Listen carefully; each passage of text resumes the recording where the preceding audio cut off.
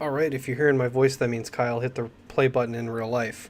So I'm going to very briefly talk about the close-ups of what we were working with the Arduino. So it was going on Will's Jeep. As you can see here, we got our two KC lights as well as the winch. If we come over here to the camera and take a look, there were a couple different components on here that we used that the class hasn't seen yet.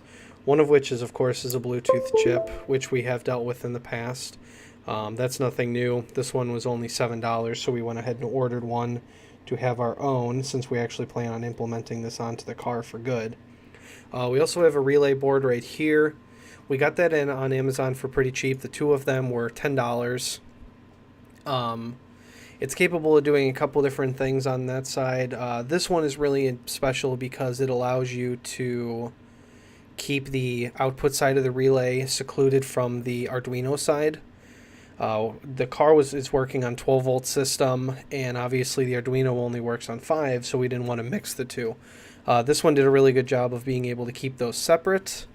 So for on the Arduino side, we wired in a ground, our inputs for 1, 2, 3, and 4 in voltage source, as we can see here. You can see our 5 volts was coming into the Arduino's 5 volts. We have our grounds, grounding everything out, and then our 3 pins for the relays. We couldn't find an exact model of the relay board we were using, so we just went ahead and found the closest one we could find.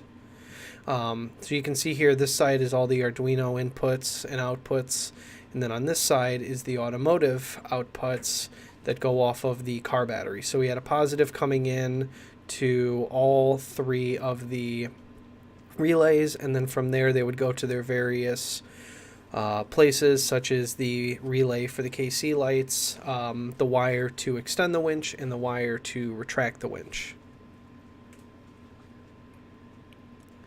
If we look over here, we also did have a voltage divider in here.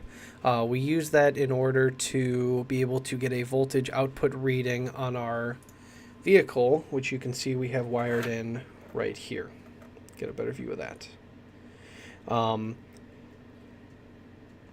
So we have our 2 output leads here that we ended up sending to the car. I have a YouTube video that I'll show you after this to show off what that exactly looks like. We've got a 1K and a 10K resistor here set up. We got it pretty close. Unfortunately, these resistors do have a bit of a tolerance in it, so we weren't able to get it exactly right. I believe in the video it was 15 volts on the car side, and then the readout gave us about 18. So we were fairly close. If we had more time, we would perfect it even closer. If we take a look at what we had on the commands on our phone, we had a stop winch, extend, a retract, a light on, and a light off, as well as a voltage read that would show us on the serial print. Taking a look at the code here, we can go through exactly what we had going on. So we have the definitions for winch in was on pin 2, winch out was on pin 4. We have our analog input for our voltage readout on analog 0, and then we have the headlights on pin 7, as well as the inputs for getting in our Bluetooth receiver and the void setup. We have our winch in for output, winch out for output, and then the headlight output. And then our different commands that would be triggered by the Bluetooth. Down here is where we actually have the Bluetooth command. So we have our F for forward, B for back, S for no-go, V for volts, and so on. Whichever button we sent over our Bluetooth, which is done in hexadecimal, is what would send the command over to the device, and then it would power everything up depending on what we had going on. So for example, if we wanted to have the winch extend, we used F for forward. So if we come over to forward, it ran the code where the winch in would go high, which would then trigger the relay to allow the voltage to flow through and actually send the power to the winch, which is what actually powered that solenoid pack, which in turn turned the winch, which you will see in the video we'll show here in a minute. The winch out, we would set to low. That way it's not trying to go 2 directions at once and essentially fry everything out.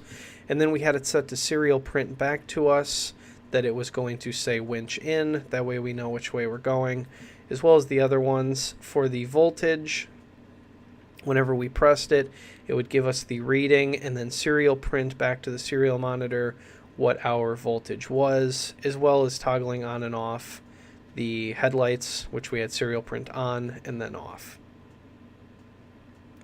For the voltage divider, we did have 2 leads coming off that we hooked up to the battery. You can see these 2 right here. You should be able to see it better in the video.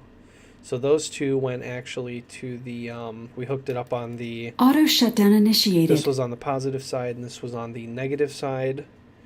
That way we were able to get those readings. And then we did use the 9-volt battery in order to power the whole thing.